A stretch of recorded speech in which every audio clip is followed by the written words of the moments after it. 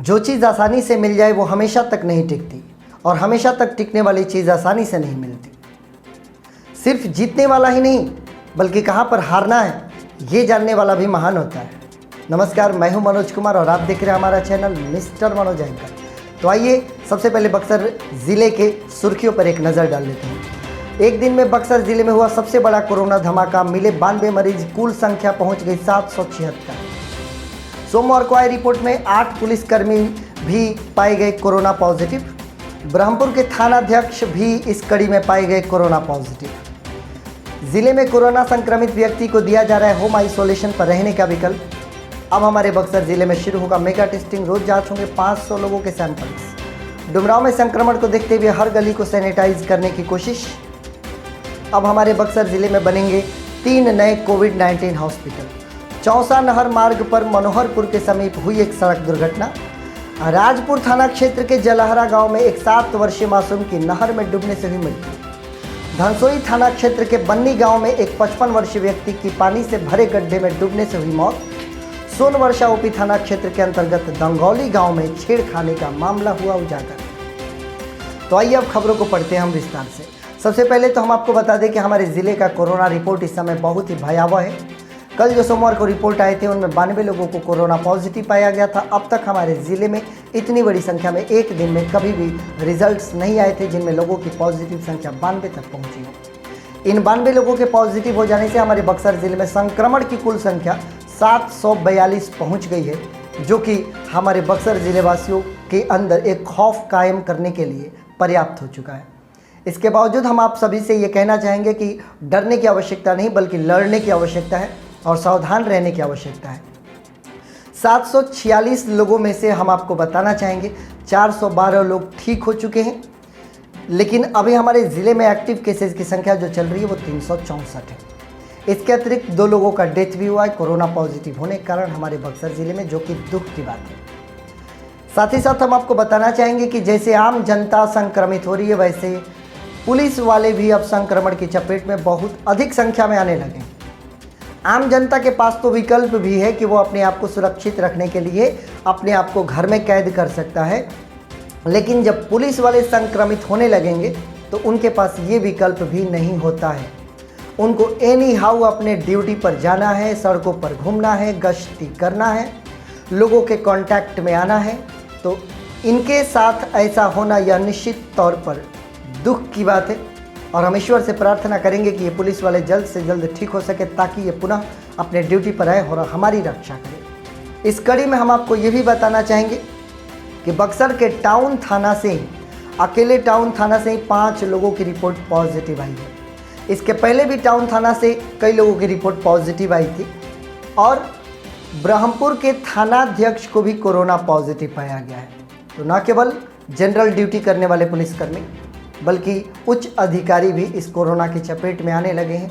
अब तो कम से कम आम जनता को ये समझ जाना चाहिए कि जब ये उच्च अधिकारी और पुलिस वाले जब कोरोना से नहीं बच सकते तो फिर हम कौन से स्पेशल होते हैं कि हम बच जाएंगे इस कोरोना से। सो प्लीज़ आप अपने स्वास्थ्य का ख्याल रखिए और अपने जीवन को बचाइए, इस कोरोना से दूर रहें। हम आपको बताना चाहेंगे कल हमारी बात कुछ कोरोना पॉजिटिव लोगों से हुई और उन लोगों ने बताया कि जो फ़ोन कॉल्स उन्हें आए, जिन लोगों ने उनकी रिपोर्ट दी कि आप पॉजिटिव हैं, उन लोगों ने साथ ही साथ ये भी विकल्प दिया कि आप अगर चाहें तो सरकार के द्वारा बनाए गए आइसोलेशन वार्ड में एडमिट हो सकते हैं या फिर होम आइसोलेशन पर जा सकते हैं। तो बहुत सारे लोग होम आइसोलेशन का चुनाव किया है, ये अच्छी बात है। अस्पतालों में भी बहुत तरीके की खामियां नज़र आ रही है, तो आप अगर होम आइसोलेशन पर भी हैं तो ठीक है। लेकिन इस होम आइसोलेशन पर रहने के दौरान यदि आप अपने घर से बाहर आकर सामान्य जीवन जीने की कोशिश करते हैं, इसका मतलब आप इस समाज के दुश्मन हैं। आप कई लोगों को कोरोना की चपेट में ले लेंगे। अतः मेरा नम्र निवेदन होगा उन तमाम लोगों से जो होम आइसोलेशन पर हैं, आप अपने आप को एक कमरे तक ही सीमित रखेंगे। आप अपने परिवार वालों को भी बचाइए इस कोरोना के संक्रमण से। पूर्णतः आप अलग हो जाइए, अगल बगल के किसी भी व्यक्ति से मत मिलिए, ना ही आप बाहर निकले। कुछ दिनों की बात है, अगर आप धैर्य रख लेंगे तो आपके गांव से कोरोना समाप्त हो जाएगा, फिर आप नॉर्मल लाइफ जीने के लायक हो जाएंगे। इस बीच हम आपको बता दें कि बक्सर जिला पदाधिकारी अमन समीर साहब ने ये बात कही है जब हमारे बक्सर ज़िले में कोरोना की मेगा टेस्टिंग शुरू होगी। यानी कि पहले जो 200 सवा 200 लोगों के सैंपल्स रोज़ भेजे जाते थे, अब 500 या उससे भी अधिक लोगों के सैंपल्स रोज़ जांच किए जाएंगे। रोज़ अगर इतनी संख्या में जांच होंगे तो निश्चित तौर पर संक्रमण की संख्या अधिक होगी। अतः आपके अंदर तनिक सा भी डाउट है तो आप अनुमंडल अस्पताल, सदर अस्पताल, प्राथमिक स्वास्थ्य केंद्र पर संपर्क करके या 104 हेल्पलाइन नंबर पर कॉल करके आप अपने संक्रमण की जाँच करा लें। इसके अतिरिक्त बक्सर जिला पदाधिकारी ने यह तय किया है कि बक्सर में 3 नए कोविड हॉस्पिटल बनाए जाएंगे। इसके पहले भी कुछ हॉस्पिटल्स का निर्माण किया जा चुका है। डुमरांव में भी एक हॉस्पिटल 80 बेड का बनाया गया है। 40 बेड का अभी कल ही एक नया हॉस्पिटल बक्सर में तैयार किया गया था। इसके अतिरिक्त 3 और नए हॉस्पिटल बनाने के फॉर्मूले पर काम कर रहा है बक्सर जिला। डुमरांव में जिस प्रकार से संक्रमण बढ़ रहा है उससे नगर परिषद डुमरांव की भी चिंता बढ़ी हुई है और नगर परिषद डुमरांव के जितने भी पदाधिकारी लोग हैं वो लोग अपनी कोशिश कर रहे हैं कि डुमरांव नगर में सैनिटाइजेशन का कार्य किया जाए। लेकिन कई लोगों की ऐसी भी शिकायत है कि सैनिटाइजेशन प्रॉपरली नहीं हो रहा है और कई लोगों की ये भी शिकायत है कि कई गलियों में सैनिटाइजेशन का कार्य बिल्कुल नहीं हो रहा है। अतः डुमरांव नगर परिषद से हमारी ये विनती होगी कि आप लोगों की समस्याओं को ध्यान से सुने और सैनिटाइजेशन का कार्य उचित स्तर पर कराने का प्रयास करें। एक दुखद घटना निकलकर सामने आ रही है कि चौसा नहर मार्ग पर मनोहरपुर के समीप सड़क पर एक वृद्ध व्यक्ति को टीवीएस मोपेड से सड़क पर गिरा हुआ पाया गया। जब लोगों की नज़र पड़ी तो उन लोगों ने देखा कि उनके सिर में गहरी चोट है, काफ़ी खून बह रहा था। इसको देखकर वहां के लोगों ने तुरंत एम्बुलेंस को कॉल किया। एम्बुलेंस को बुलाया गया, उन्हें सदर अस्पताल में भर्ती कराया गया। सिर से खून काफ़ी ज़्यादा बह जाने के कारण उनकी स्थिति नाजुक बनी हुई है। वो हॉस्पिटल में अभी ज़िंदगी और मौत की लड़ाई लड़ रहे हैं। ये घटना कैसे घटित हुई, इसका कारण क्या है, ये ज्ञात नहीं है, लेकिन इस पर कई प्रकार के अंदेशे जताए जा रहे हैं। वो व्यक्ति साधु की लिबास में थे, पुख्ता पहचान नहीं हो पाई है। आगे की जानकारी मिलने के बाद आपको अपडेट किया जाएगा।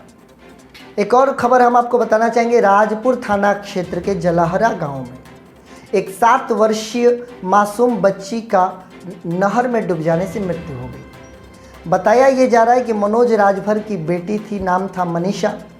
खेलने के क्रम में वो नहर के पास पहुंच गई और वर्षा ऋतु में नहरों की स्थिति क्या है आप समझ सकते हैं। किसी का ध्यान उधर नहीं गया, बच्ची नहर में डूब गई। जब तक कि ग्रामीणों को पता चलता काफ़ी देर हो चुकी थी। ग्रामीण दौड़े दौड़े पहुंचे लेकिन बचाया नहीं जा सका और एक और बच्ची अपने ज़िंदगी को छोड़कर इस दुनिया से दूर हो गई सिर्फ डूबने के कारण। मैं लगातार ये संदेश देने की कोशिश कर रहा हूँ कि जिस प्रकार से पानी का स्तर बढ़ा हुआ है अभी वर्षा ऋतु में, आप अपने बच्चों का, बड़े बुजुर्गों का ख्याल रखें। लेकिन अगर आप ऐसा नहीं करते हैं तो ऐसी घटनाएं अवश्यंभावी हो जाएंगी। इसलिए आपसे निवेदन है कि आप अपने बच्चों का पूर्ण ख्याल रखें। एक और व्यक्ति के डूबने की खबर आ रही है। धनसोई थाना क्षेत्र के बन्नी गांव में एक 55 वर्षीय वृद्ध थे जो पानी भरे गड्ढे में डूब गए। उनका नाम जीवत सिंह बताया जा रहा है, जो कि घास काटने के लिए गए हुए थे। घर लौटने में जब देरी हुई तो घर वालों ने उनकी खोजबीन शुरू की। दोपहर से ही खोजबीन की शुरुआत हो चुकी थी, लेकिन शाम ढलने पर उनके शव को गड्ढे में बरामद किया गया जहां पर पानी भरा हुआ था। संभवतः वृद्धावस्था के कारण वो घास काटने के दौरान या तो पैर फिसल गया होगा या कुछ ऐसी अनहोनी हो गई होगी जिससे वो पानी में डूब गए होंगे। ऐसी परिस्थिति में हमें अपने घर के बच्चों का और बुजुर्गों का ख्याल रखना आवश्यक है। एक और दुखद घटना निकल कर आ रही है। सोनवर्षा ओपी थाना क्षेत्र के दंगौली गांव में एक युवती के साथ छेड़खानी का मामला उजागर हुआ है। बताया ये जा रहा है कि ढले शाम के वक्त युवती शौच करने के लिए अपने घर से बाहर गई हुई थी। उसे अकेला पाकर रोहित नाम के एक व्यक्ति ने उस युवती से ज़बरदस्ती करने का प्रयास किया। शोर शराबा करते हुए युवती वहां से भागने में सफल रही, अपनी इज्जत को बचाने में सफल रही। घर वालों को जाकर ये पूरी बात बताई। घर वाले थाने में जाकर उसकी शिकायत की। पुलिस ने त्वरित कार्रवाई करते हुए अभियुक्त को गिरफ्तार कर जेल भेज दिया। ये है हमारे बक्सर ज़िले का आज का अपडेट को समाप्त करने से पहले एक बहुत ही इम्पॉर्टेंट बात हम आपसे करना चाहेंगे। आप अभी के समय में लगातार ये देख रहे होंगे कि हमारे इस कोरोना काल में कई वृद्ध व्यक्तियों की मृत्यु हो रही है। हमारे भोजपुरी में एक कहावत है कि कतनो नया लोग केनियो जास, 99 गो जवान लोग में एगो बूढ़ रहल जरूरी बाड़े। अगर वो बूढ़ा व्यक्ति नौजवानों के बीच न रहे तो नौजवानों को गाइड करने वाला कोई नहीं होता है। लेकिन जिस प्रकार से लगातार वृद्ध व्यक्तियों की मृत्यु हो रही है अभी, वह चिंताजनक है। आप ये सोच रहे हैं कि एक जनरेशन आपका साथ छोड़ रहा है, वो जनरेशन जिसकी आपकी बड़ी आवश्यकता है इस मुश्किल परिस्थिति में। ज़िंदगी के किसी भी मुश्किल पड़ाव पर सबसे ज़्यादा जो सुझाव दे सकते हैं वो हमारे घर के बड़े बुजुर्ग होते हैं। ज़िंदगी का सही रास्ता वो दिखलाते हैं। चाहे हम कितना भी टेक्नोलॉजिकली एडवांस्ड हो जाए, चाहे हम कितना भी मॉडर्न ख्यालात के हो जाए, चाहे हम कितना भी डेवलप्ड हो जाए, लेकिन वास्तव में ज़िंदगी का राह क्या होता है ये हमारे बड़े बुजुर्ग बताते हैं। लेकिन जिस प्रकार से ये लगातार, चाहे वो हमारा डुमरांव गांव हो या बक्सर हो या राजपुर हो या फिर इटाड़ी हो, ब्रह्मपुर हो, नवानगर हो, सिमरी हो, हर जगह ये वृद्ध व्यक्तियों की मृत्यु की खबर आ रही है, जो कि चिंताजनक है। मैं आप लोगों से निवेदन करना चाहूँगा कि इस कोरोना काल में अपने घर के बुजुर्गों का अति ज़्यादा सावधानी बरतें, उनके साथ उनका पूरा ख्याल रखें।